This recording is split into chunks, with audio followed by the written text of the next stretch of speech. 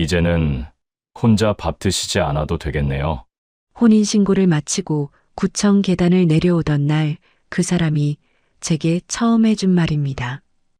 평생 혼자 살다 보니 누군가와 밥 한 끼 마주 앉아 먹는 일조차 제겐 사치처럼 느껴졌습니다.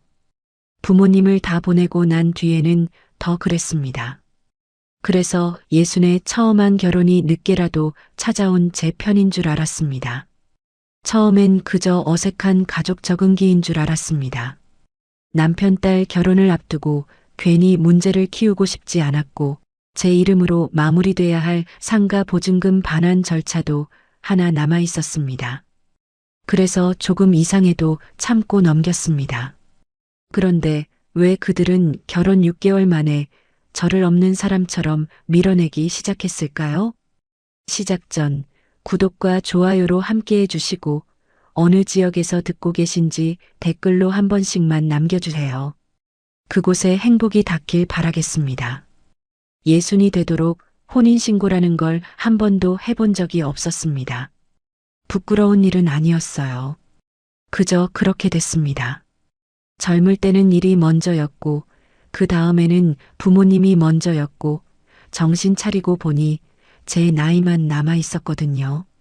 동네 어르신들은 혼자 사는 게 편하지 않느냐고 쉽게 말씀하셨는데 저는 그 말을 들을 때마다 속으로 그러곤 했습니다. 한 번이라도 저녁마다 불 꺼진 집으로 혼자 걸어 들어가 보셨냐고요. 말은 못했지만요. 된장국을 혼자 끓이고 혼자 덜어 먹고 설거지도 적고 냉장고 반찬도 줄지 않는 삶이었습니다. 그 고요함이 처음엔 익숙했고 나중엔 무뎌졌고 어느 순간부터는 그게 제 팔자인가 보다 하고 받아들였습니다. 그런데 어머니를 보내고 나서는 달랐어요. 그 뒤로는 정말이지 집안이 너무 조용했습니다. 소리가 없는 게 아니라 온기가 없다는 게 뭔지 그때 처음 알았거든요. 저는 지역 농협 전산팀에서 오래 일하다 퇴직했습니다. 숫자 다루는 일이었습니다. 입출금 내역, 계좌 이상, 유무, 오류 데이터 정리. 꼼꼼하다는 말은 늘 들었습니다. 그 꼼꼼함이 나중에 제 마지막 무기가 될 줄은 그때는 몰랐어요. 퇴직하고 나니 할 일이 없어졌습니다. 그래서 동네 문화센터서의 수업에 등록했습니다. 손을 놀리지 않으면 머리가 이상해질 것 같아서였습니다. 그 수업에서 처음 최준혁 씨를 만났습니다. 말수가 많은 사람은 아니었어요. 그런데 한결같았습니다. 수업이 끝나면 제가 든 장바구니를 슬쩍 받아들었고 비 오는 날엔 먼저 우산을 펼쳐 제 쪽으로 기울였고 제가 감기 기운이 있다고 지나가는 말을 하면 다음 날 생강차가 문 앞에 조용히 놓여 있었습니다. 억지스러운 친절이 아니었어요. 그냥 자연스럽게 그렇게 하는 사람이었습니다. 그 사소한 배려가 이상하게 오래 남았습니다. 평생 누가 제 쪽으로 우산을 기울여 준 적이 없었거든요. 별거 아닌 일인데 별거 아닌 일이 아니었어요. 몇 달을 같이 밥을 먹고 공원을 걷고 장을 봐 오다 보니 준혁 씨가 조심스럽게 말했습니다. 같이 살면 덜 쓸쓸할 것 같습니다. 그 말을 듣는데 울컥했습니다.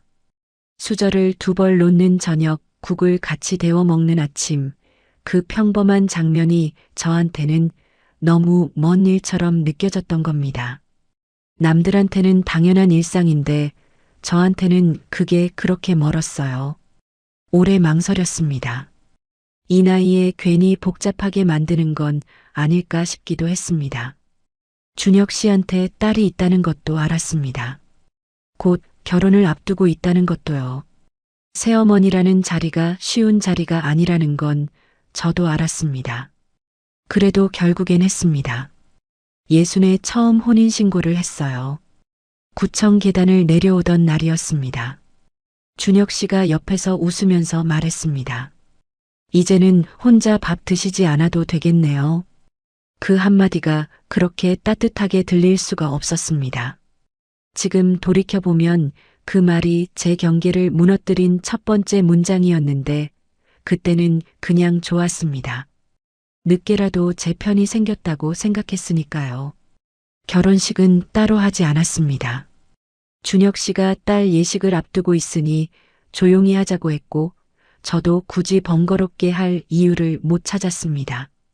그날 저녁 집에 돌아와 처음으로 같이 저녁상을 차렸는데 수저 두 벌이 놓인 식탁이 이상하게 낯설면서도 좋았습니다. 혼자 밥 먹는 게 익숙해진 사람한테는 그 장면 하나가 꽤 크게 느껴지거든요. 준혁 씨는 제 아파트로 들어왔습니다. 본인 집은 전세를 주고 있다고 했습니다. 저는 그 아파트 외에 지방 소도시에 작은 상가 하나를 가지고 있었습니다. 부모님 돌아가시고 나서 남은 재산 중에 제가 관리해 오던 곳이었습니다. 마침 임대차 계약 만기가 다가와 보증금 반환 절차가 진행 중이었고 최종 확인은 반드시 제 이름으로만 처리해야 했습니다. 그 서류가 나중에 어떤 의미를 갖게 될지 그때는 전혀 몰랐습니다. 결혼 후 처음 석 달은 정말 평온했습니다. 아침엔 같이 국을 데워 먹고 저녁엔 동네를 한 바퀴 걷고 주말엔 장을 봐 와서 반찬을 같이 만들었습니다. 저는 이 정도면 충분하다고 생각했습니다. 거창한 것 없어도 이 조용한 일상이 제가 원하던 거였으니까요. 다만 한 가지, 준혁 씨가 딸 얘기만 나오면 말을 조금 아끼는 건 느껴졌습니다. 할인이 얘기가 나오면 표정이 달라졌어요. 뭔가를 조심하는 것 같기도 하고 뭔가를 감추는 것 같기도 한. 그때만 해도 저는 그게 그냥 아빠 마음이겠거니 했습니다. 딸 결혼을 앞두고 새어머니가 생긴 상황이니 서로 어색한 게 당연하다고 생각했어요. 그래서 먼저 다가가려 했습니다. 할인이한테 연락이 오면 반갑게 받았고 만날 때는 제가 먼저 밥 한 끼 사겠다고 했습니다. 어색한 관계일수록 밥상을 자주 같이 하면 낫는다고 그게 제 방식이었거든요.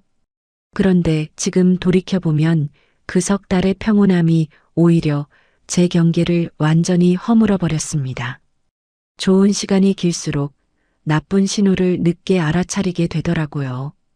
그 사람이 제게 내민 게 진짜 따뜻한 밥상이었는지 아니면 제 삶 안으로 들어올 구실이었는지 그때는 구분할 수가 없었습니다.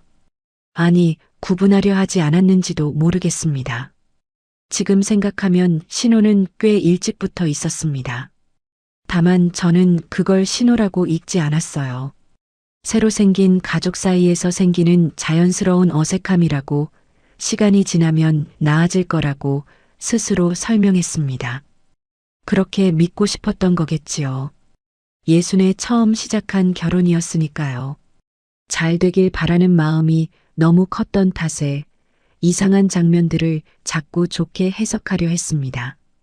결혼하고 정확히 6달쯤 지났을 무렵부터 집안 공기가 조금씩 달라지기 시작했습니다. 준혁 씨 딸 할인이의 결혼 준비가 본격적으로 시작된 겁니다. 예식장 계약, 신혼집 잔금, 가전 비용, 예단 문제까지 돈 얘기가 하루가 멀다 하고 식탁 위에 올라왔습니다. 처음엔 저도 자연스럽게 받아들였어요. 남편 딸 결혼이면 저한테도 가족 일이니까요. 제가 할 수 있는 선에서 거들면 되겠다고 생각했습니다. 할인이는 겉으로는 늘 예의 바르게 굴었습니다. 만나면 반갑게 인사했고 준혁 씨 옆에 좋은 분이 생겨서 다행이라는 말도 했습니다. 이제 아버지가 외롭지 않으시겠다며 저를 보고 웃기도 했어요. 그럴 때마다 저도 괜히 마음이 풀렸습니다. 잘 지낼 수 있겠다는 기대도 생겼고요. 그런데 시간이 갈수록 그 예의가 이상하게 비어 있다는 걸 느꼈습니다. 말은 다정한데 중요한 결정이 오가는 자리에서는 늘 제가 한 걸음 뒤로 밀려 있었습니다. 예식장 투어도 준혁 씨와 할인이 둘이 먼저 다녀온 뒤에 저한테 결과만 알려줬고 신혼집 계약 얘기도 어느 날 갑자기 다 된 것처럼 나왔어요. 저는 늘 나중에 듣는 쪽이었습니다. 어느 저녁이었습니다. 준혁 씨가 밥을 거의 뜨지 못하고 젓가락만 만지작거렸습니다. 무슨 일 있느냐고 물었더니 딸 신혼집 보증금이 생각보다 많이 든다며 천천히 한숨을 내쉬었습니다. 아버지로서 해줄 수 있는 게 없어 괴롭다는 말까지 했습니다. 표정이 너무 처연했어요. 옆에서 그 얼굴을 보고 있자니 모른 척하기가 어려웠습니다. 같이 밥 먹는 남편이 저렇게 힘들어하는데 외면하는 제가 더 나쁜 사람처럼 느껴졌으니까요. 그런데 들어보니 그냥 넘길 수 있는 금액이 아니었습니다. 곧 반환될 제 상가 보증금 중 일부를 잠깐만 빌려달라는 얘기였습니다. 준혁 씨는 몇 번이나 잠깐만 막아주면 된다고 했고 할인이도 문자로 결혼 끝나고 꼭 정리하겠다고 했습니다. 저는 망설였습니다. 적지 않은 돈이었거든요. 그런데 생각이 자꾸 엉켰습니다. 결혼 초반부터 돈 문제로 갈등을 만들고 싶지 않았고 마침 상가 보증금 반환 절차도 아직 제 확인 서명이 남아있는 상태라 집안이 시끄러워지면 괜히 그쪽까지 꼬일 것 같았습니다. 게다가 결혼을 앞둔 딸 일이라는데 제가 먼저 냉정하게 굴면 평생 악역이 될 것 같은 기분도 들었어요. 나중에 돌아보면 그 기분 자체가 함정이었는데 그때는 그걸 몰랐습니다. 결국 일부를 빌려줬습니다. 문자로라도 남기자고 했고 할인이는 깍듯하게 답장을 보내왔습니다. 준혁 씨는 제 손을 잡고 평생 잊지 않겠다고 했습니다. 그날 저는 잘한 일이라고 스스로를 설득했습니다. 그런데 그날 이후로 뭔가가 조금씩 달라졌습니다. 바로 그때부터였어요. 저는 아내가 아니라 해결사처럼 취급되기 시작했습니다. 생활비가 자연스럽게 제 카드에서 먼저 나갔습니다. 예식 관련 소소한 비용도 자꾸 제 계좌를 거쳐갔습니다. 준혁 씨는 결혼식만 끝나면 정리하자고 했고 할인이는 필요할 때만 저한테 살갑게 굴었습니다. 예식장 시식 날도 혼주 한복 맞추는 날도 추가 계약이 생기는 날도 저는 따라가서 비용만 결제하고 정작 결정에서는 빠지는 시기였습니다. 처음엔 제가 새어머니 입장이라 조심하는 거라고 생각했습니다. 어색한 자리에서 나서지 않는 게 예의라고 스스로 납득했어요. 그런데 어느 순간부터는 저를 조심하는 게 아니라 계산할 때만 떠올린다는 걸 느꼈습니다. 같은 식탁에 앉아서도 저는 점점 가족이 아니라 손님처럼 밀려나고 있었습니다. 수저 2벌이 놓인 식탁이 위로가 됐던 시간이 불과 몇 달 전인데 어느 순간부터는 제 앞에 밥그릇이 유난히 차갑게 느껴지기 시작했습니다. 그래도 저는 바로 소리를 내지 않았습니다. 아직은 결정적인 증거가 없다고 생각했거든요. 느낌만으로 싸움을 만들고 싶지 않았습니다. 다만 그때부터 밥을 먹으면서도 눈이 자꾸 다른 데를 보게 됐습니다. 준혁 씨 표정을 읽으려 했고 할인이 말의 결을 따라가려 했고 대화 중에 흘러나오는 숫자들을 머릿속으로 정리하기 시작했습니다. 전산팀에서 오래 일한 사람 버릇이랄까요? 흐름이 이상하면 반드시 어딘가에서 숫자가 어긋나 있거든요. 그리고 제 예감은 틀리지 않았습니다. 왜 그 집 사람들은 제 마음보다 제 통장 쪽을 더 안심시키려 했을까요? 지금은 압니다. 처음부터 그들이 필요했던 건 제가 아니라 제 서명이었다는 걸요. 저는 원래 숫자를 그냥 넘기는 사람이 아닙니다. 농협 전산팀에서 20년 넘게 일했습니다. 입출금 내역을 하루에도 수백 건씩 들여다보는 일이었어요. 오류 하나, 금액 하나 틀리면 그게 어디서 어긋났는지 끝까지 따라가는 게 제 일이었습니다. 퇴직하고 나서도 그 버릇은 없어지지 않았어요. 한번 찜찜해지면 끝까지 확인해야 직성이 풀리는 사람이었습니다. 그게 제 성격이었고 그 성격이 나중에 저를 살렸습니다. 결혼 준비가 막바지로 가던 어느 날 오후였습니다. 준혁 씨가 바깥일로 나간 사이 저는 혼자 식탁에 앉아 카드 명세서와 계좌 내역을 정리하기 시작했습니다. 처음엔 그냥 가계 파악 차원이었어요. 결혼하고 나서 지출이 얼마나 늘었나 한번 훑어보려 했던 겁니다. 그런데 내역을 하나씩 짚어 내려가다가 손이 멈췄습니다. 생각보다 훨씬 많은 돈이 제 쪽에서 빠져나가고 있었던 겁니다. 예식비 잔금 일부, 가전계약금, 혼주 한복 추가 비용, 심지어 신혼여행 예약금 일부까지 제 카드에서 결제가 돼 있었습니다. 각각 따로 보면 그러려니 넘길 수 있는 금액들이었어요.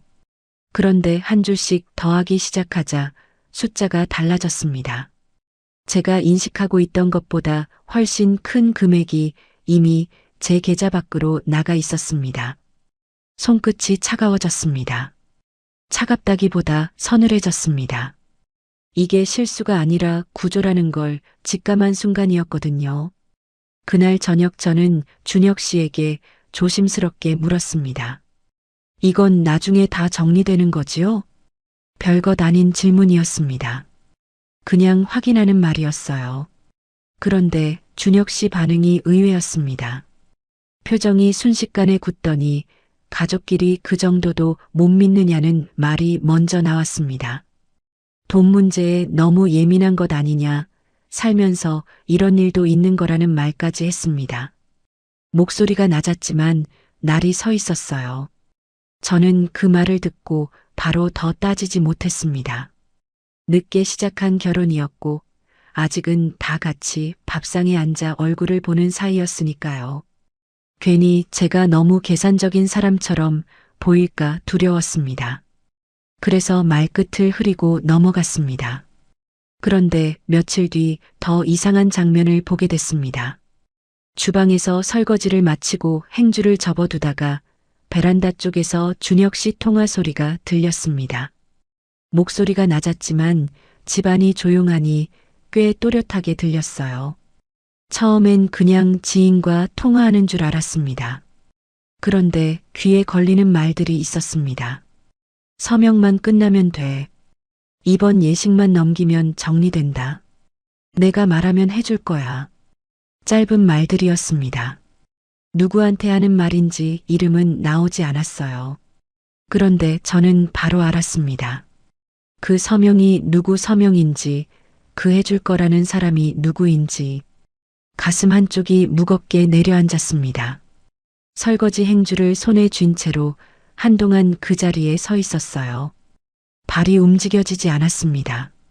그날 밤 식탁에 마주 앉아서도 저는 한 숟가락 넘기기가 어려웠습니다. 준혁 씨는 평소와 다름없이 밥을 먹었습니다. 뉴스 이야기도 하고 날씨 이야기도 했어요. 그 자연스러움이 오히려 더 이상하게 느껴졌습니다.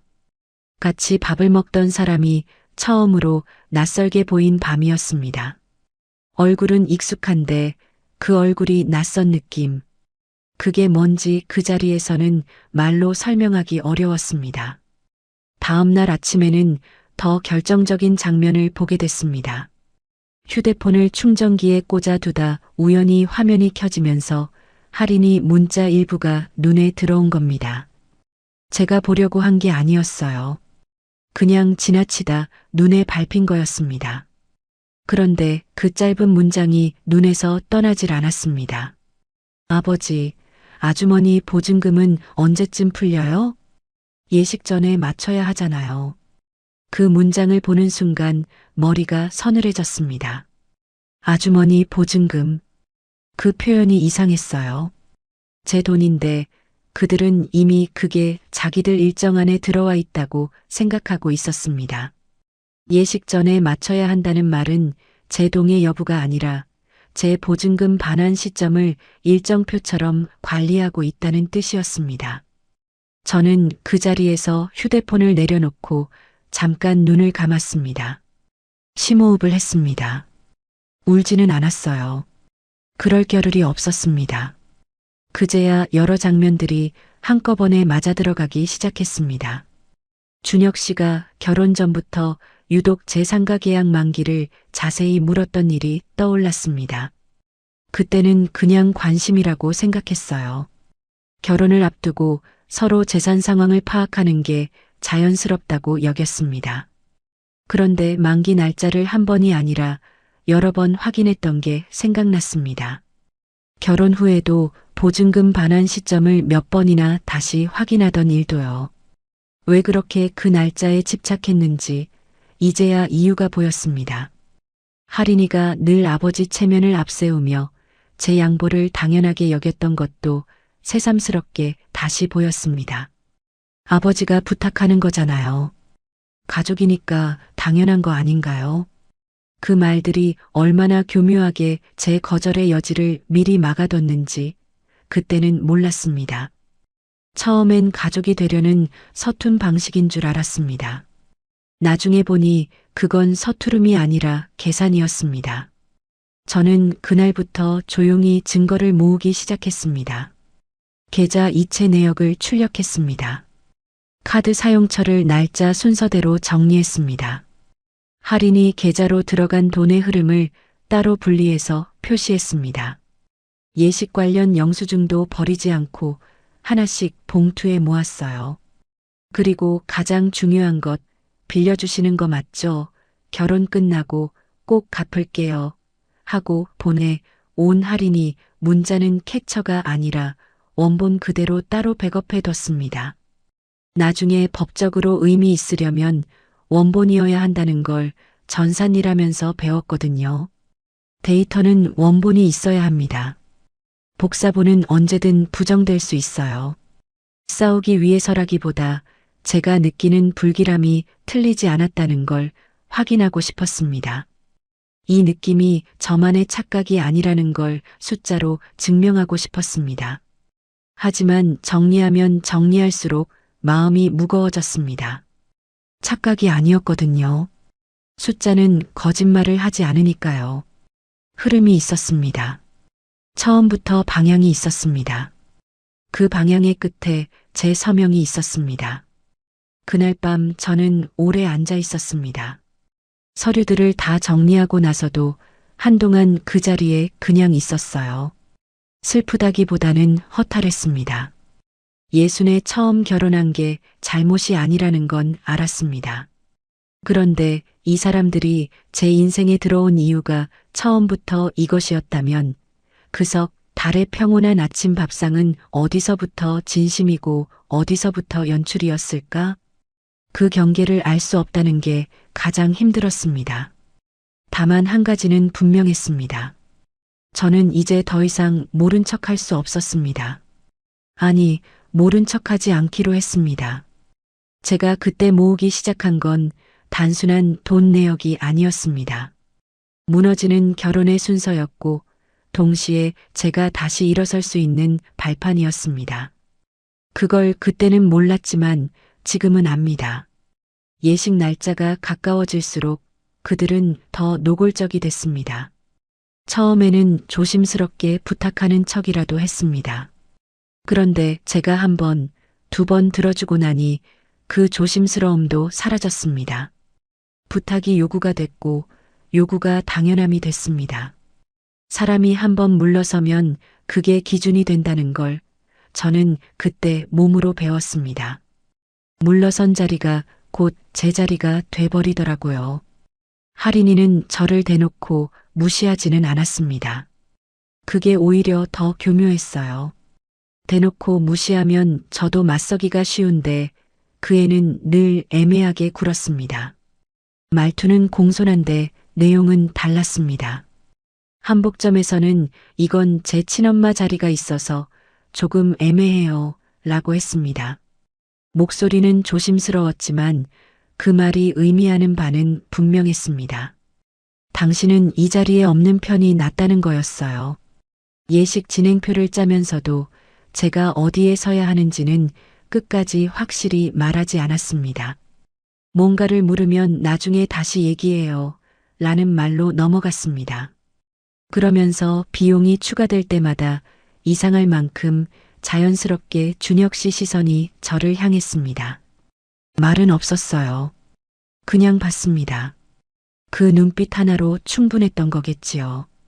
저는 그 눈빛을 읽을 때마다 지갑을 열었으니까요. 저는 그때까지도 참고 넘기려 했습니다. 남편 딸 결혼식인데 제가 먼저 문제를 만들면 결국 욕은 저만 먹을 게 뻔했습니다. 새어머니가 결혼식 분위기를 망쳤다는 말이 나올 게 눈에 보였어요. 그리고 상가 보증금 반환도 아직 제 확인 서명이 남아있는 상태였습니다. 괜히 집안이 시끄러워지면 그 절차까지 꼬일 수 있었습니다. 그래서 더 모른 척 했습니다. 알면서도 모른 척 하는 게 얼마나 소모적인 일인지 그때는 생각할 겨를도 없었습니다. 그냥 하루하루를 버티는 것만으로도 벅찼으니까요. 그러던 중 결정적인 일이 생겼습니다. 예식을 얼마 앞두지 않은 어느 저녁이었습니다. 준혁 씨가 샤워를 하러 들어가고 저는 혼자 주방에서 설거지를 하고 있었습니다. 그때 준혁 씨 휴대폰이 울렸습니다. 화면에 할인이 이름이 떠 있었어요. 준혁 씨는 물소리 때문에 못 듣고 있었고 전화는 계속 울렸습니다. 저는 잠깐 망설이다가 대신 받았습니다. 아버지 샤워 중이시라 제가 받았다고 말하려는 순간이었습니다. 그런데 할인이는 제가 받은 줄 모르고 먼저 말을 쏟아냈습니다. 아버지, 그 돈 이번 주 안에 좀 맞춰야 해요. 잠깐 숨을 들이쉬는 소리가 났습니다. 그리고 이어서 말했습니다. 아주머니가 또 무슨 소리 하시면 아버지가 잘 달래보세요. 저는 아무 말도 못했습니다. 입이 열리지 않았어요. 달래야 할 사람, 그게 저였습니다. 제가 이 일을 제기하는 사람, 처리해야 하는 사람, 달래면 되는 사람으로 그들에게 분류돼 있었습니다. 수학이 넘어 할인이는 아버지 하고 다시 불렀습니다. 저는 그냥 전화를 끊었습니다. 손이 조금 떨렸습니다. 준혁 씨가 샤워를 마치고 나왔습니다. 할인이한테서 전화 왔다고 했습니다. 그리고 조용히 물었습니다. 할인이가 저를 달래야 할 사람으로 생각하는 모양이네요. 준혁 씨는 잠깐 저를 봤습니다. 그리고 이내 표정을 바꿨습니다. 제가 기대한 건 미안하다는 말이었습니다. 아니면 적어도 당황하는 기색이라도요. 그런데 그는 오히려 저를 탓했습니다. 애가 예민한데 왜 말을 그렇게 받아들여요? 이 나이에 가족 되면 서로 그 정도는 감수할 줄도 알아야죠. 그 말을 듣는 순간 제 안에서 무언가가 식었습니다. 뜨겁게 끓어오르는 게 아니었어요. 그냥 조용히 식었습니다. 그 차가움이 오히려 더 오래 남았습니다. 가족이 되자는 말은 늘 제 쪽에서만 희생을 요구하고 있었습니다. 돈도 제가 내고 체면도 제가 지키고 서운함도 제가 삼켜야 했습니다. 감수해야 한다는 말을 들을 때마다 그 감수의 무게는 왜 항상 제 몫이었는지 그 질문이 그날 밤부터 머릿속을 떠나지 않았습니다. 그 뒤로는 같은 식탁에 앉아도 밥맛이 나지 않았습니다. 전에는 수저 2벌이 놓인 것만으로도 위로가 됐는데 어느 순간부터는 제 앞에 밥그릇만 유난히 차갑게 느껴졌습니다. 준혁 씨는 밥을 먹으면서 TV를 보거나 휴대폰을 들여다봤습니다. 저는 그 옆에 앉아서 아무 말도 하지 않았어요. 말을 꺼낼 이유를 찾기가 어려웠습니다. 무슨 말을 해도 달래야 할 사람의 소리가 될 것 같았으니까요. 저는 그래도 큰 소리 내지 않았습니다. 그게 제 방식이었습니다. 화가 나도 소리부터 지르는 성격이 아니었어요.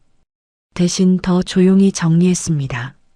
그 무렵부터 저는 매일 저녁 준혁 씨가 잠든 뒤에 식탁에 혼자 앉아 서류를 꺼냈습니다. 예식 관련 영수증, 이체 내역, 할인이 계좌로 들어간 돈, 제 카드에서 빠져나간 예식 비용들, 그리고 상가 보증금 반환 서류까지 전부 따로 파일에 묶었습니다. 처음엔 족쇄 같던 그 서류들이 그제야 제 마지막 안전장치처럼 보이기 시작했습니다. 특히 상가 보증금 반환 서류는 그때 더욱 의미가 달라 보였습니다. 아직 제 최종 확인 서명이 남아있다는 사실이 처음엔 번거로운 절차였는데 이제는 제가 쥐고 있는 유일한 장치처럼 느껴졌습니다. 그들이 그토록 그 보증금 반환 시점을 신경 쓴 이유가 있었습니다. 그 돈이 풀리는 순간 제 협조가 더 이상 필요 없어질 거라는 계산이 있었던 겁니다.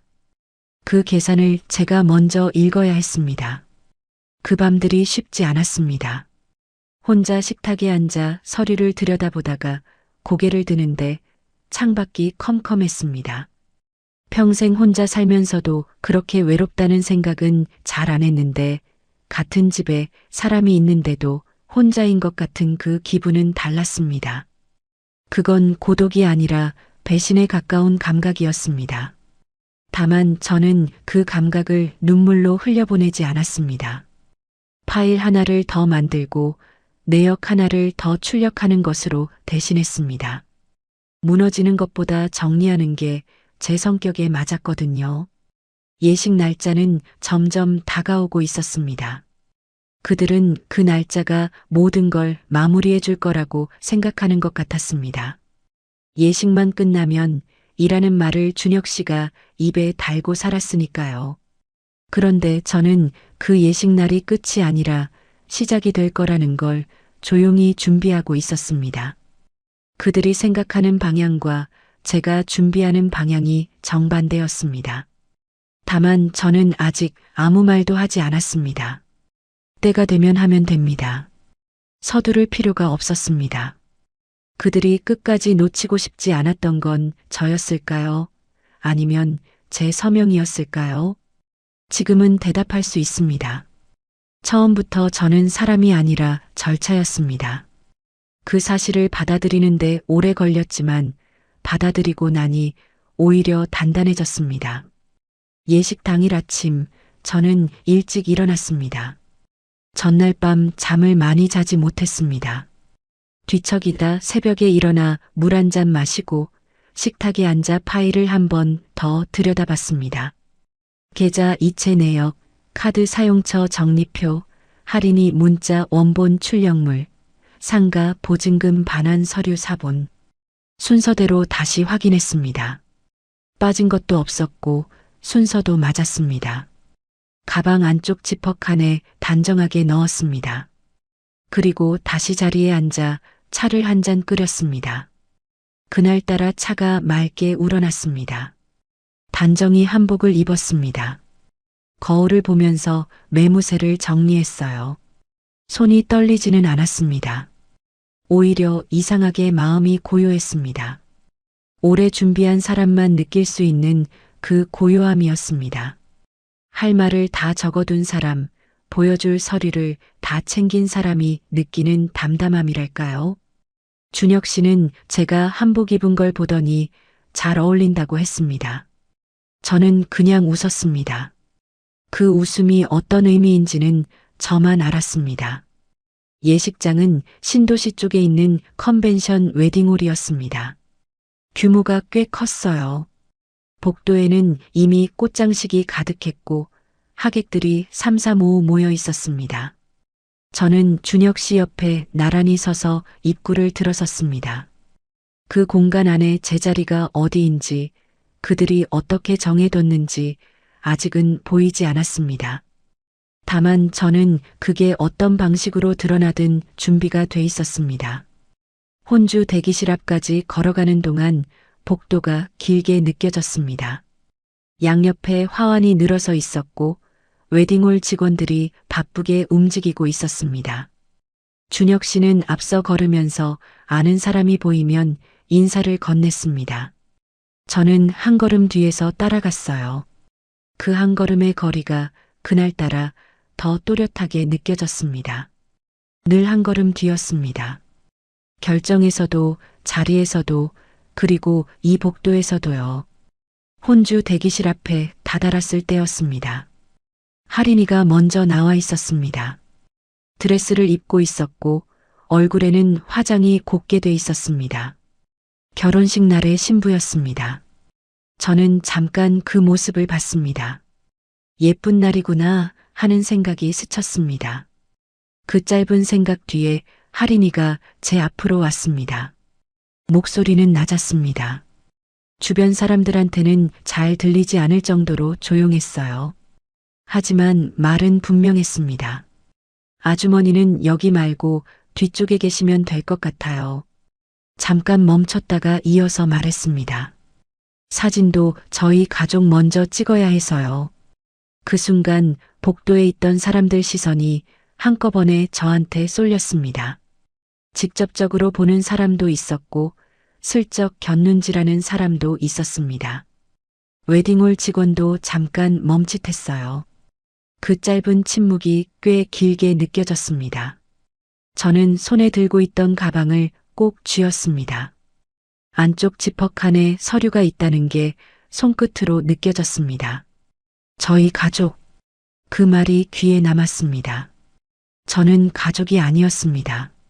그 집 식탁에서 수저 2벌을 나눠 쓰고 생활비를 내고 보증금을 빌려주고 예식 비용을 결제했지만 그들에게 저는 처음부터 가족이 아니었습니다. 뒤쪽에 세워두는 사람이었습니다. 준혁 씨는 바로 옆에 있었습니다. 저는 그를 봤습니다. 그도 저를 봤습니다. 그런데 아무 말도 하지 않았어요. 딸이 저를 뒤로 세우는 그 순간에 그는 아무 말도 하지 않았습니다. 아니, 못한 게 아니라 안 한 거였습니다. 저는 그 침묵으로 모든 걸 확인했습니다. 이 사람은 끝까지 제 편이 아니구나. 같이 밥 먹는 사람인 척은 했어도 결국 중요한 자리에선 저를 세울 생각이 없었구나. 그 확인이 생각보다 담담하게 왔습니다. 이미 알고 있었기 때문인지도 모릅니다. 저는 가방을 열었습니다. 서두르지 않았습니다.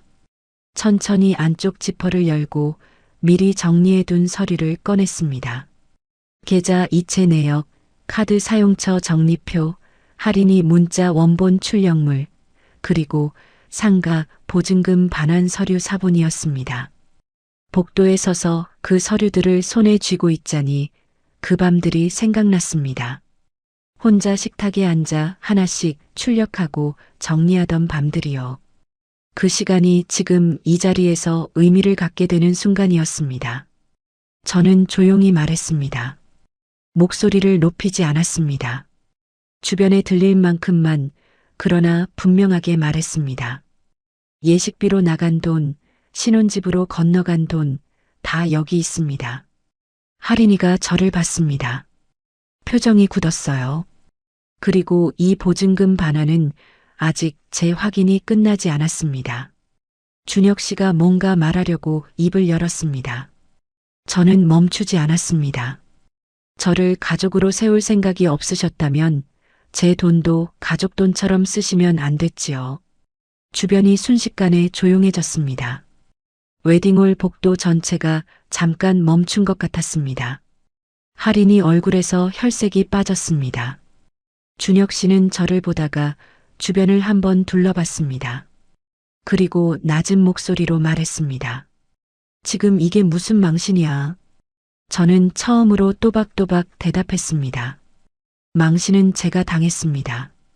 목소리가 떨리지 않았습니다. 그게 스스로도 놀라웠어요. 오래 참아온 사람이 마침내 말할 때는 오히려 목소리가 흔들리지 않는다는 걸 그날 처음 알았습니다. 저를 뒤로 세워놓고 제 돈으로 앞자리를 만드셨잖아요. 준혁 씨가 제 팔을 잡으려 했습니다. 저는 한 발 물러섰습니다. 그 한 걸음이 단순한 이동이 아니었습니다. 제가 그 집에서 늘 밀려왔던 방향의 반대였습니다. 처음으로 제 발로 물러선 거였어요. 그리고 마지막으로 말했습니다. 이 서류 처리, 오늘 이후로는 제 변호사 통해서만 하겠습니다.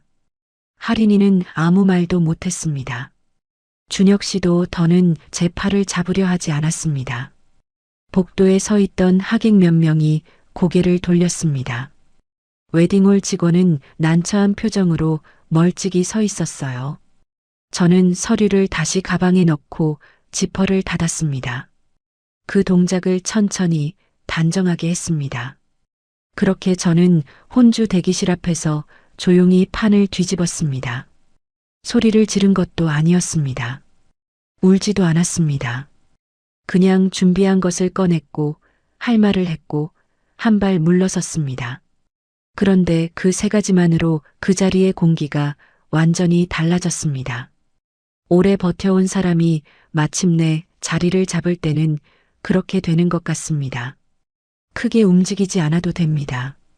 제자리를 찾으면 됩니다. 그 자리에서 처음으로 그들도 알게 됐습니다. 제가 어떤 사람인지, 그리고 제 서명이 얼마나 무거운지를요. 그날 끝까지 고개를 못 든 사람이 누구였는지 저는 굳이 확인하지 않았습니다. 알아도 그만, 몰라도 그만이었습니다. 저는 이미 제자리에 서 있었으니까요. 예식장에서 나와 집으로 돌아오는 길이 이상하게 가벼웠습니다. 무거워야 할 것 같은데 그렇지 않았어요. 억울하기도 했고 서럽기도 했고 어디선가 허탈함도 올라왔습니다. 그런데 그 모든 감정 아래에 이상하게 맑은 것 하나가 있었습니다. 더는 속지 않아도 된다는 감각이었습니다. 더는 모른 척하지 않아도 된다는 것, 더는 달래야 할 사람으로 취급받지 않아도 된다는 것. 그 생각이 버스 창밖을 보는 내내 조용히 저를 붙들고 있었습니다. 집에 돌아와 한복을 벗고 편한 옷으로 갈아입었습니다. 차를 한 잔 끓였습니다. 식탁에 혼자 앉아 그 차를 천천히 마셨어요. 밤새 잠을 이루지 못했습니다. 눈을 감으면 복도에서의 장면이 떠올랐습니다. 할인이 굳은 표정, 준혁 씨의 침묵, 주변 시선들. 그런데 그 장면을 떠올려도 후회는 없었습니다. 그때 말하지 않았다면 저는 더 오래, 더 깊이 그 집안에서 지워져 갔을 거라는 걸 알았으니까요. 다음 날 아침 일찍 법률 상담을 예약했습니다. 법무사 사무실이 아니라 변호사 사무소였습니다. 전산팀에서 일하면서 계약 분쟁 관련 서류를 오래 다뤄봤기 때문에 이런 일은 처음부터 제대로 된 곳에서 시작해야 한다는 걸 알고 있었습니다. 변호사를 처음 만나는 자리에 저는 그동안 정리해둔 파일을 들고 갔습니다. 계좌 이체 내역, 카드 사용처 정리표, 할인이 문자 원본, 예식 관련 영수증, 상가, 보증금 반환 서류 사본까지 전부 항목별로 묶어뒀습니다. 변호사가 서류를 훑어보더니 잠깐 말이 없었습니다. 그리고 이렇게 말했습니다. 준비가 잘 돼 있으시네요. 저는 그냥 고개를 끄덕였습니다. 준비는 혼자 하는 거니까요. 아무도 도와주지 않았습니다. 문자와 이체 내역으로 입증 가능한 금액부터 정리하기로 했습니다. 빌려준 돈은 차용 관계로 볼 수 있는 증거가 문자에 남아 있었기 때문에 반환 청구가 가능했습니다. 생활비 혼용 내역은 조금 복잡했지만 카드 사용처가 예식 관련 업체로 특정되는 부분은 따로 분리할 수 있었습니다. 상가 보증금 반환은 제 단독 계좌로 안전하게 처리되도록 절차를 수정했습니다. 그 서명이 아직 제 손에 있었기 때문에 가능한 일이었습니다. 그 번거로운 절차가 결국 저를 지켜준 셈이었습니다. 준혁 씨는 처음엔 화를 냈습니다. 예식장에서 사람 망신을 줬다고 했습니다. 애 결혼식을 어지럽혔다고도 했습니다. 목소리가 컸습니다. 저는 그 말을 들으면서 예전 같으면 주눅이 들었을 거라고 생각했습니다. 그런데 그날은 달랐어요. 망신이라는 말이 저한테 닿지 않았습니다. 망가진 건 그들의 체면이 아니라 제 신뢰였으니까요. 체면은 회복할 수 있지만 신뢰는 한번 무너지면 다시 쌓는데 오래 걸립니다. 저는 이미 그 신뢰가 처음부터 없었다는 걸 알았기 때문에 더 잃을 것도 없었습니다. 며칠 뒤 준혁 씨가 미안하다고 했습니다. 목소리는 낮았고 표정은 진지해 보였습니다. 할인이도 문자를 보내왔습니다. 예민하게 굴어서 죄송하다는 내용이었어요. 저는 그 문자를 오래 들여다봤습니다. 죄송하다는 말이 있었지만 그 말 어디에도 제가 받은 것에 대한 책임은 없었습니다. 예민하게 굴었다는 건 자기 행동을 인정하는 게 아니라 감정 탓으로 돌리는 말이었습니다. 저는 답장을 하지 않았습니다. 결국 별거를 택했습니다. 제가 먼저 나가는 건 아니었습니다. 이 집은 제 집이었으니까요. 준혁 씨가 나가야 했습니다. 처음에 그는 나가지 않으려 했습니다. 이혼까지 얘기가 가는 건 아니지 않느냐, 대화로 풀 수 있지 않느냐고 했습니다. 저는 조용히 말했습니다. 대화는 신뢰가 있을 때 하는 겁니다. 그리고 정산 서류와 법률 대응을 구체적으로 준비하고 있다는 것도 전했습니다. 그가 더는 예전처럼 버티지 못한 건 그 이유였습니다. 제가 조용하다고 해서 끝까지 물러서는 사람이 아니라는 걸 그제야 알았던 것 같습니다. 완전히 다 돌려받지는 못했습니다. 이미 예식과 신혼집으로 건너간 돈이 있었으니까요. 그 돈은 현실적으로 전액 회수가 어려운 부분이 있었습니다. 처음에는 그게 많이 억울했습니다. 밤에 혼자 앉아 그 금액을 다시 들여다보면 손이 저렸습니다. 그 돈이 문제가 아니라 그 돈이 빠져나가는 동안 제가 얼마나 혼자였는지가 더 아팠습니다. 그 외로움의 무게가 숫자보다 더 무거웠어요. 그래도 핵심은 지켰습니다. 제 이름으로 묶인 보증금도, 제 통장도, 제 삶의 중심도 다시 제 손으로 돌려놓았습니다.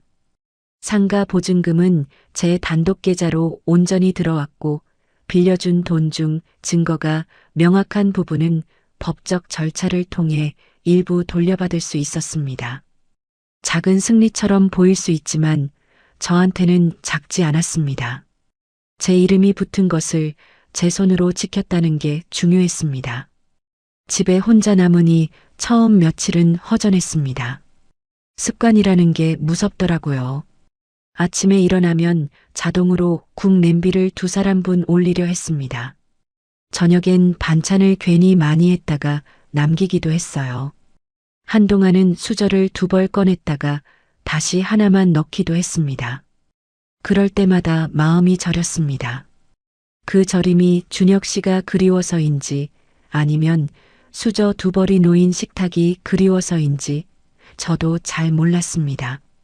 아마 후자였던 것 같습니다. 사람이 그리운 게 아니라 그 장면이 그리웠던 거겠지요. 혼자가 아니어도 된다는 그 느낌이요. 그 느낌을 원했던 건데 그걸 이용당했으니 더 허탈했습니다. 그래도 예전과는 달랐습니다. 전에는 혼자라서 외로웠다면 이번에는 제 자리를 되찾은 뒤의 고요함이었습니다. 그 차이가 생각보다 컸습니다. 조용하기는 마찬가지였지만 무너지지 않았습니다. 불 꺼진 집에 들어오는 게 예전만큼 두렵지 않았어요. 이 집이 다시 제 집이 됐으니까요. 제가 선택한 고요였으니까요. 시간이 지나면서 조금씩 정리가 됐습니다. 마음이 정리된 게 아니라 상황이 정리됐다는 의미입니다. 마음은 좀 더 오래 걸렸습니다. 아직도 가끔은 그때 생각이 납니다. 구청 계단을 내려오던 날, 이제는 혼자 밥 드시지 않아도 되겠네요. 하던 그 목소리가 불쑥 떠오를 때가 있어요. 그 목소리가 진심이었는지 계산이었는지는 지금도 모릅니다. 어쩌면 그것 자체는 알 수 없는 일인지도 모르고요. 그런데 그게 중요한 게 아니라는 걸 이제는 압니다. 중요한 건 제가 그 말에 얼마나 쉽게 기댔느냐는 겁니다. 혼자인 게 싫어서 수저 2벌이 놓인 식탁이 그리워서 누군가와 불 켜진 집으로 돌아가고 싶어서 그 마음이 너무 커서 경계를 세우는 일을 미뤘습니다. 나중에 하면 되겠지, 가족이 되면 자연스럽게 해결되겠지 하고 미뤘습니다. 그게 제 실수였습니다. 늦은 결혼이 잘못이 아니었습니다. 예순에 누군가를 좋아하게 된 것도 같이 밥 먹고 싶다는 마음을 가진 것도 부끄럽지 않습니다. 그런데 지금 돌이켜보면 제가 정말 늦게 배운 건 사랑이 아니라 경계였습니다. 다정한 말 한마디보다 중요한 건 그 사람이 내 앞에서 무엇을 지키고 무엇을 계산하는지 보는 일이었다는 것을요. 마음이 열리는 속도와 경계를 세우는 속도는 달라야 한다는 것. 그걸 예순이 지나서야 배웠습니다. 늦게 배웠지만 배웠습니다. 그걸로 충분합니다.